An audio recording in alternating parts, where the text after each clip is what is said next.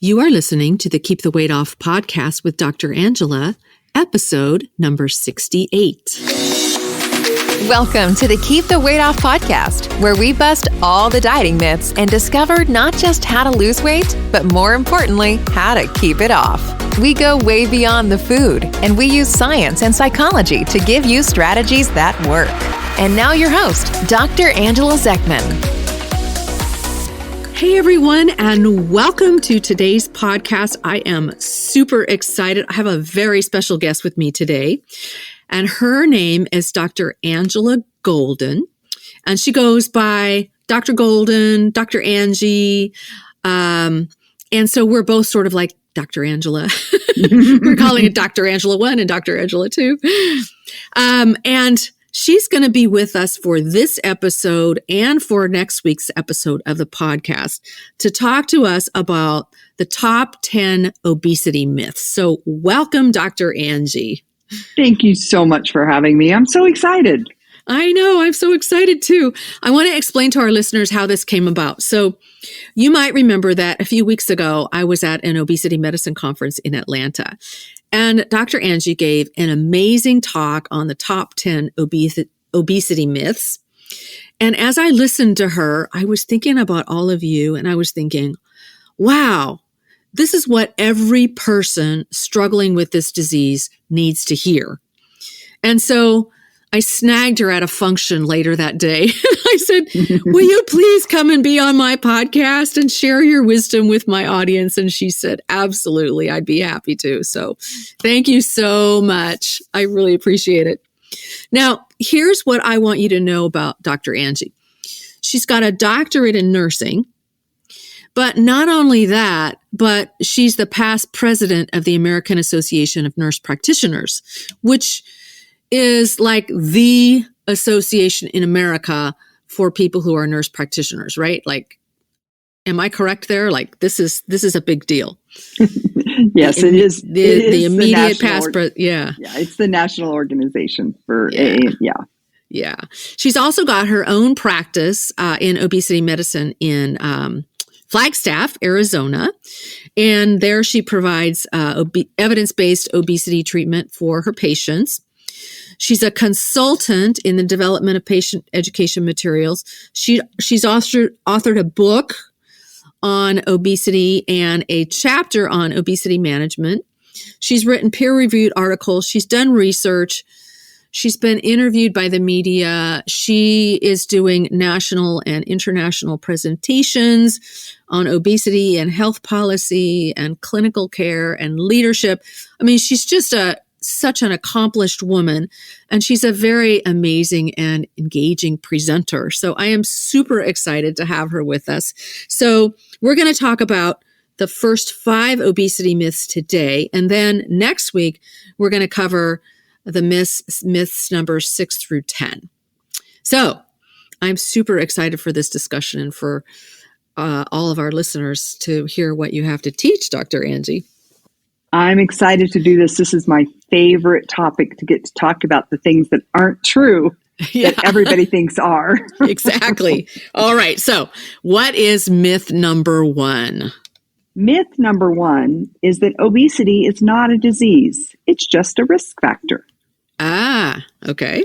And the truth is, obesity is a chronic, serious, relapsing, and treatable disease. I love the way Dr. Premick, who is a past president of the Obesity Medicine Association, adds that "and treatable" to his definition. Yes. The World Health Organization defines obesity as abnormal or excessive fat accumulation that presents a risk to health.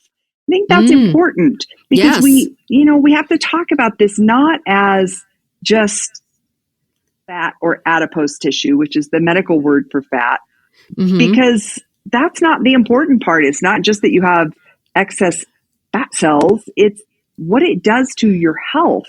And as one of my disclosures, I should say I'm a woman living with obesity.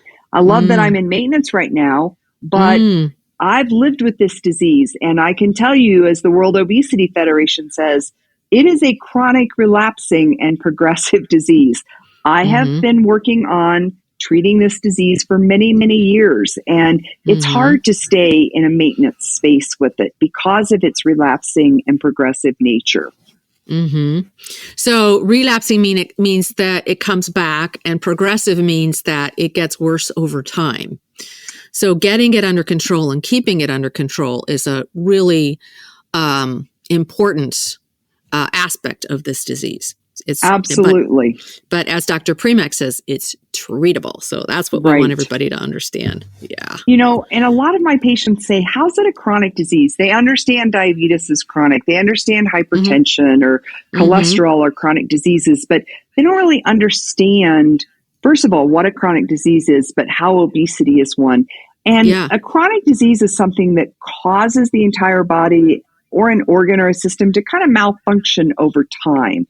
And when you look at obesity, we can see that that happens because it can actually change what the heart looks like.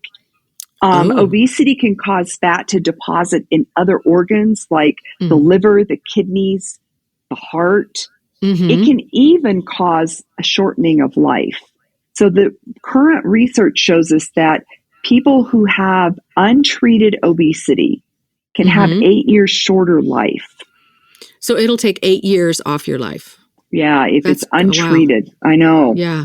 Wow. Okay. So the second piece of chronic disease is that it has stages and in organ dysfunction. And for obesity, the American Association of Clinical Endocrinologists have 3 stages to the disease. Okay. The first stage is 0, and that's that you have excess adipose tissue, but it has no complications. Okay. Stage 1 is that you have a mild or moderate complication and that the diseases can be treated with moderate weight loss, which we'll talk a little bit more about later. And a moderate complication would be like prediabetes or prehypertension or perhaps gastric reflux. Okay.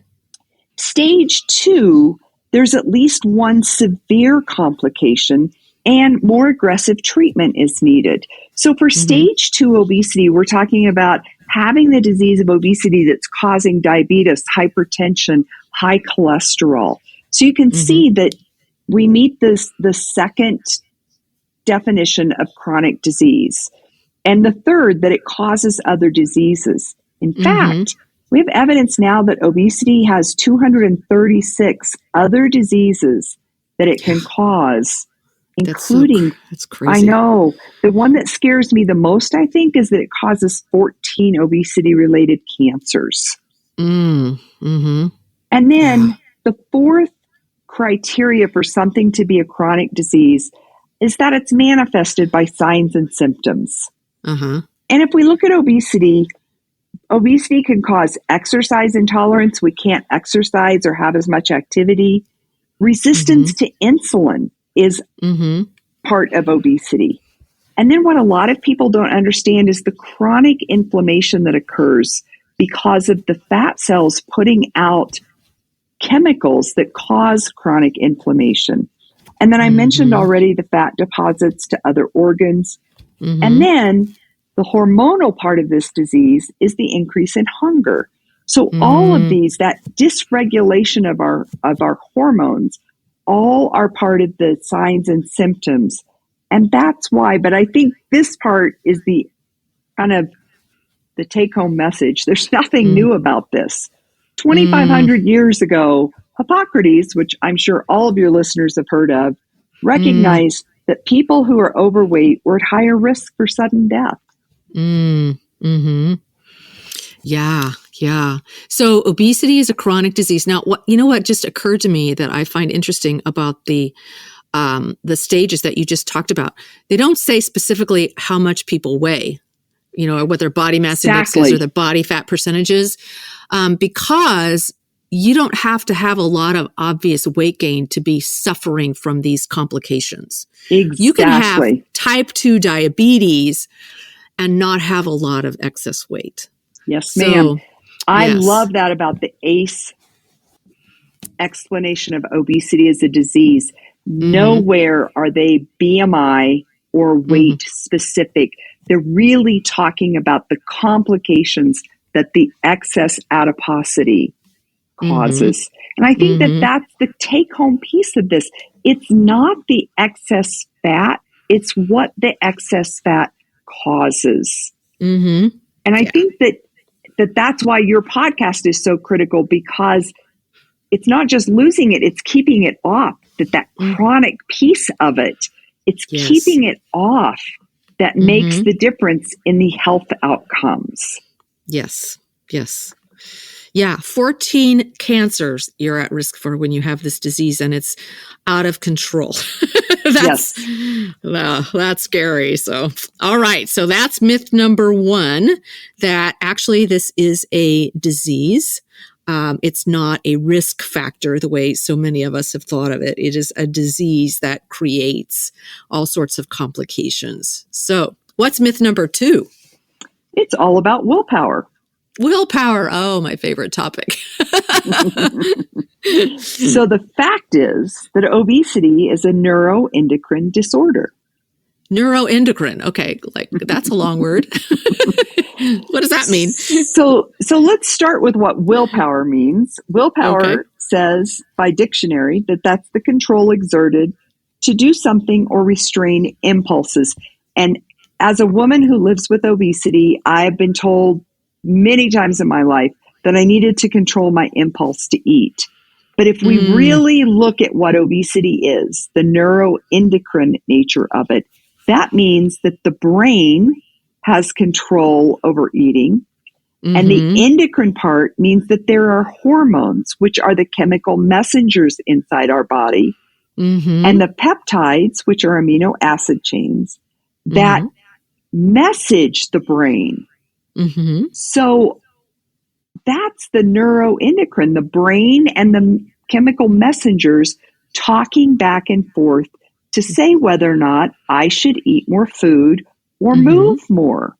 That's not willpower. I don't have willpower over the chemical messengers inside my body. Yeah, so true.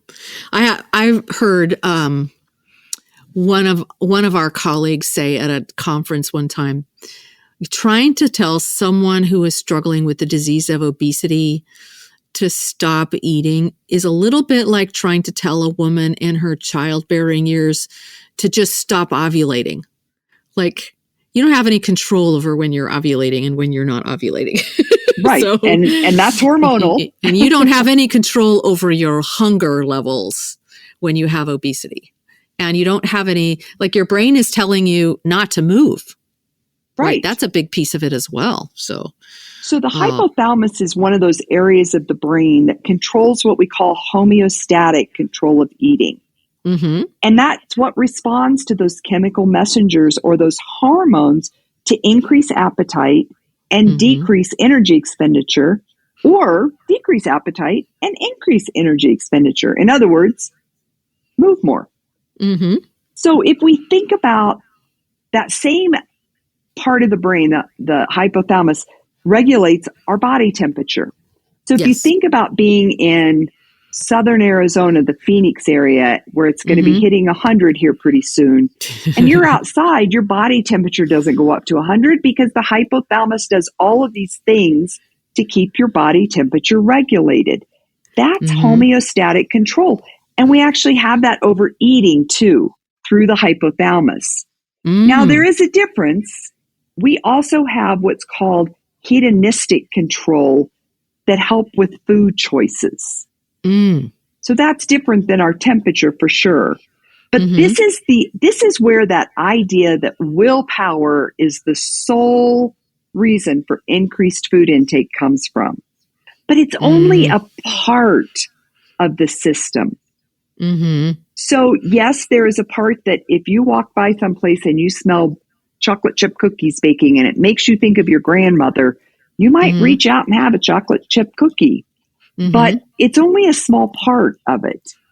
We still have that homeostatic part. And so, as you mentioned, we also have the part on locomotion or energy expenditure that's also hormonal. So here's what happens with the disease of obesity. It's got two parts to it. The first is something causes an increase in the amount of adipose tissue or fat cells. And then the brain has a dysregulation that says that new fat mass has to be defended. So as someone loses their weight, the brain defends it. And it defends it by having chemicals that say, eat more. So that is not willpower.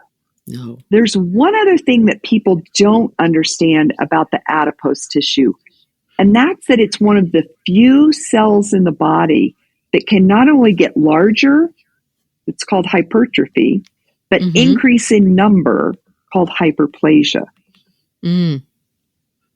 So when we have obesity, our cells can get bigger and they can increase in number. And then the brain is going to defend that. Exactly. Yes. And so that's one of the reasons why it's so hard to control. You know, the interesting thing is that I find a lot of people who, you know, they'll come in and they'll just say, I know I need to exercise, but I'm just lazy. And I am just saying to them, you are not lazy. If you had any idea what your brain is telling you, your brain is telling you, no, don't move. No, we don't want to move because we're trying to defend the fat cells that are there. Exactly. So, and I also find, you know, because this is such a disease with so many complications, like a lot of times there's thyroid issues and there's blood sugar issues and there's insulin resistance and there's anemia and all kinds of other things. For some people, I'm just like, I'm not even sure how you're getting out of bed every day. Do not even begin to think that you're lazy. And I look at people that have accomplished so much in their lives, and I wonder how they can think that they have no willpower. I mean, I know. Somebody's got a doctoral degree and they look at me and say, I have no willpower. I'm looking at them going, really? Yeah. So I think that we all need to recognize this isn't about willpower. It's a chronic disease. And you wouldn't say that your blood pressure was elevated because you didn't have enough willpower. Right.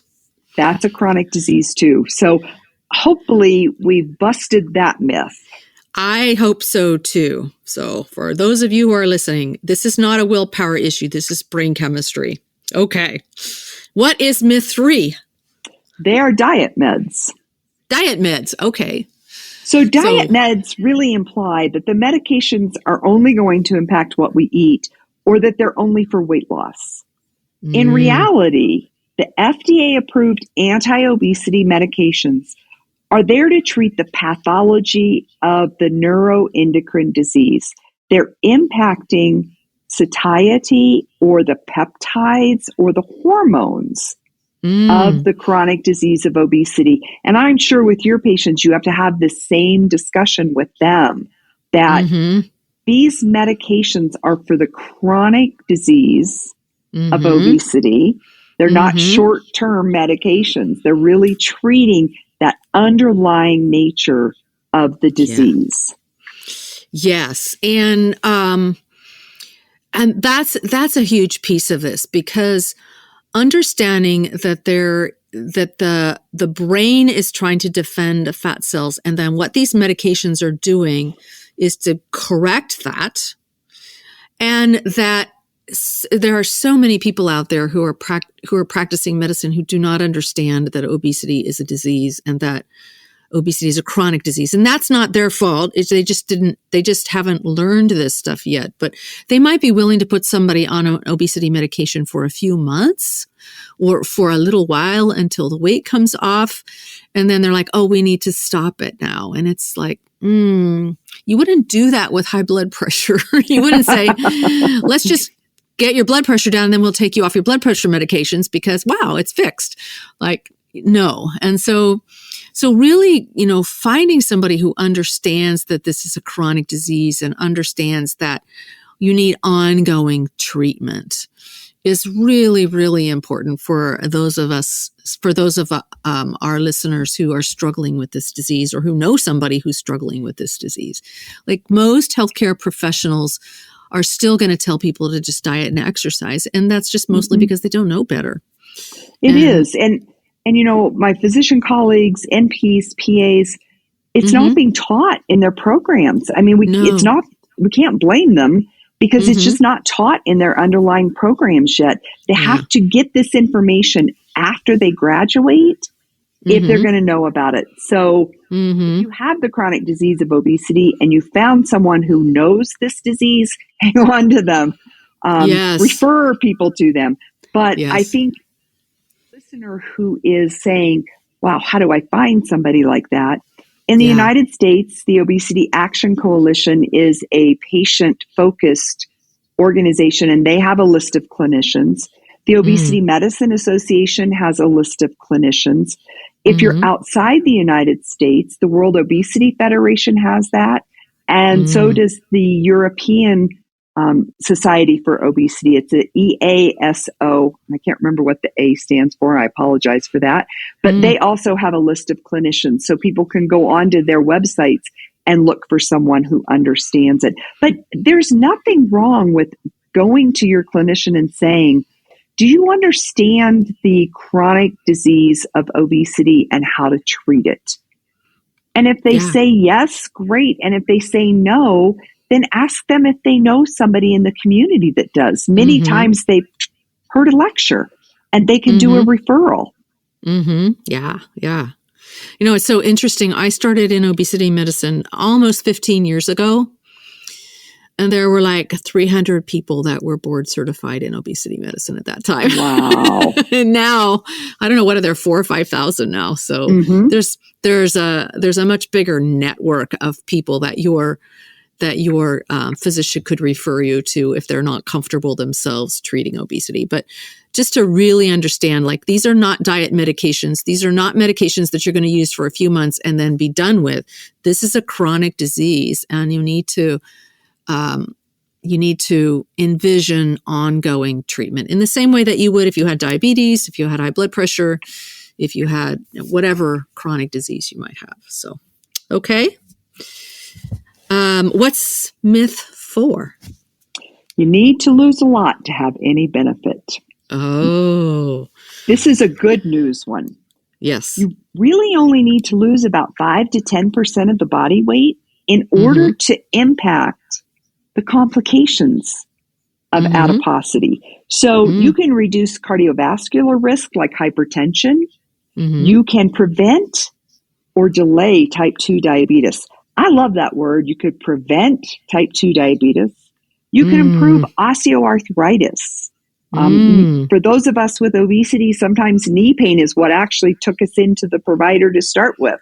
And so improving that quality of life, but reducing those obesity-associated complications. But here's one of the things I really want to put out there.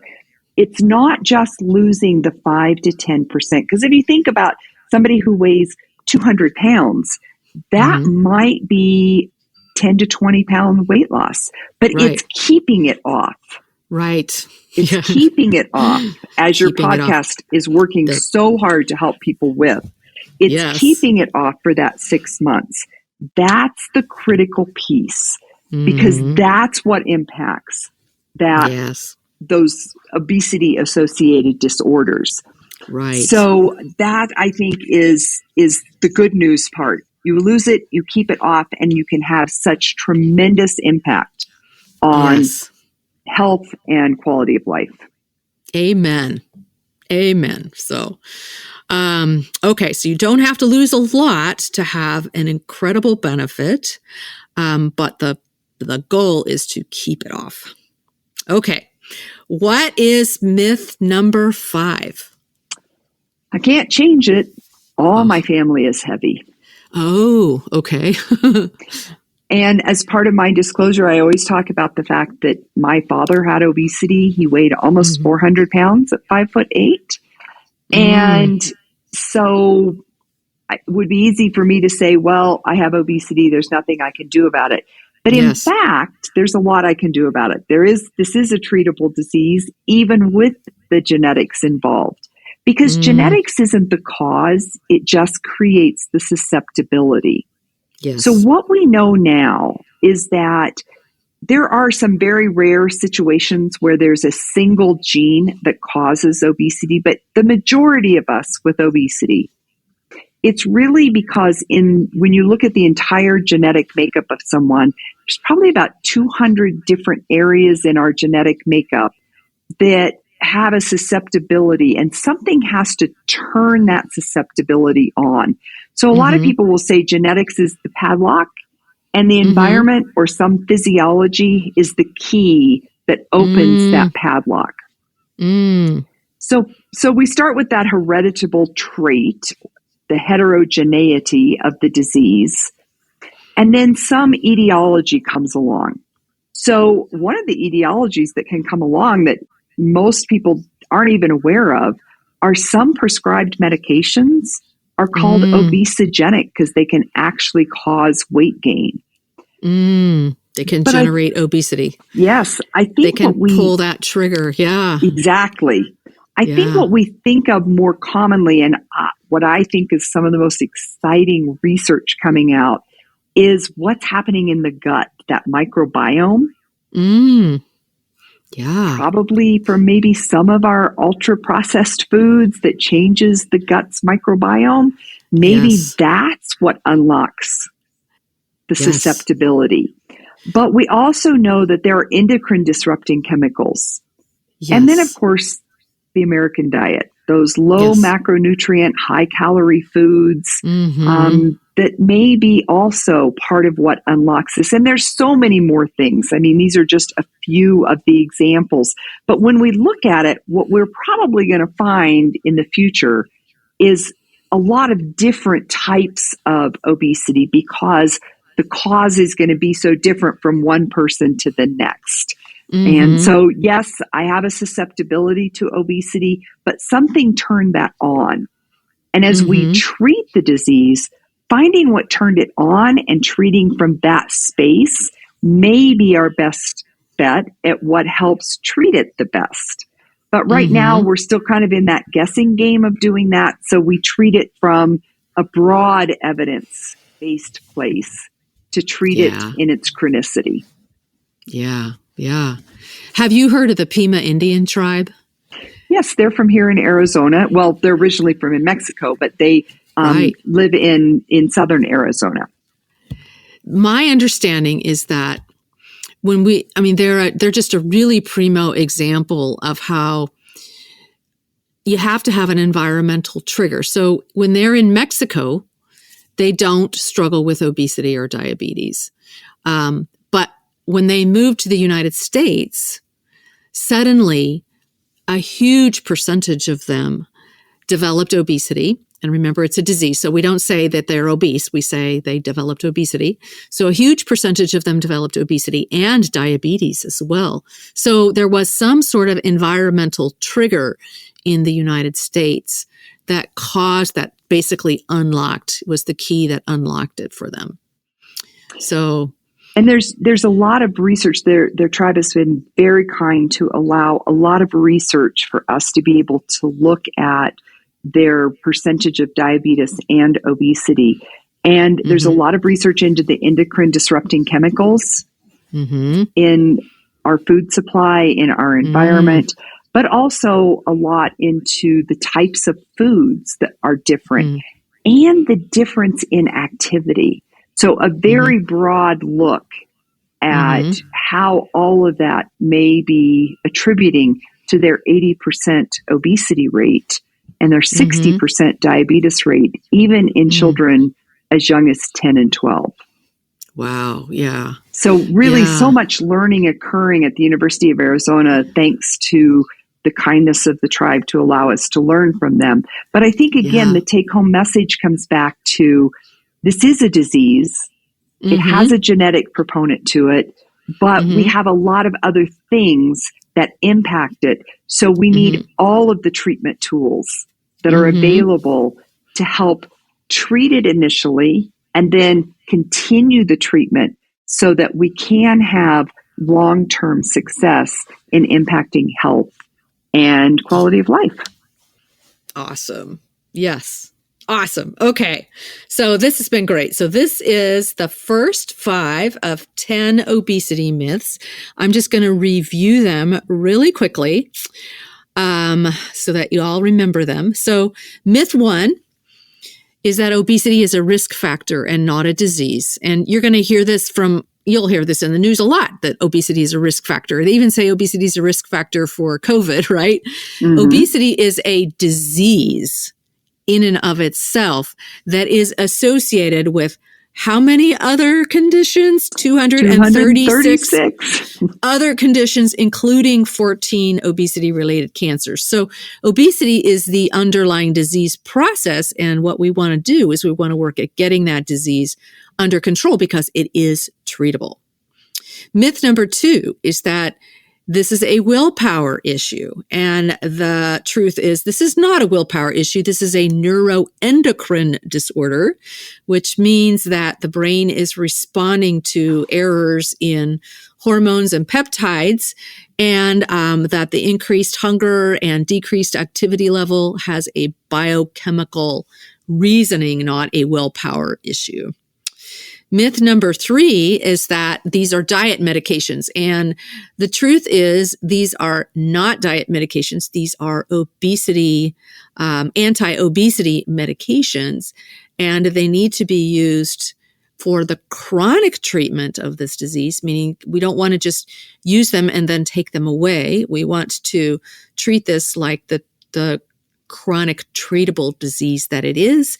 And, both Angie and I encourage anybody who needs chronic treatment for this disease to ask their healthcare professional if they are familiar with the treatment of the disease of obesity. And if they're not familiar, ask if they know anybody who is, and if the person that is your primary care person doesn't know anybody who knows how to treat obesity, then go to the Obesity Action Coalition or the American Board of Obesity Medicine or Obesity Medicine Association.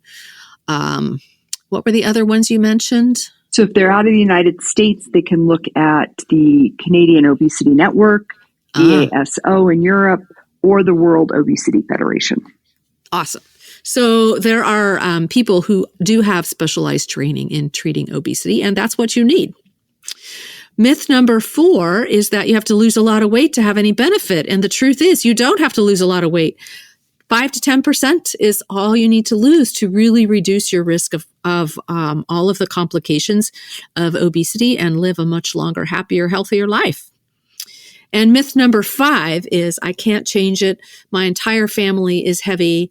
The truth there is that, yes, there is a genetic predisposition. In other words, and there's over 200 genes that have been identified, but that it also takes an environmental trigger to cause those genes to come into action. And so there's a lot you can do in terms of reducing your exposure to environmental triggers that will be very, very helpful. Did I miss anything? I think that did it all for the first 5. That is awesome. Okay. So join us next week for the next 5. And again, thank you so much, Dr. Golden, for being here. I am super, super happy that you are here to share this with us. And we will see you all next week. Take care, everyone. Bye-bye. Hey, if you really want to lose weight and keep it off for good, your next step is to sign up for Dr. Angela's free weight loss course, where you're going to learn everything you need to get started on your weight loss journey the right way. Just head over to journeybeyondweightloss.com/free course to sign up. Also, it would be awesome if you could take a few moments and write a review on iTunes. Thanks, and we'll see you in Journey Beyond Weight Loss.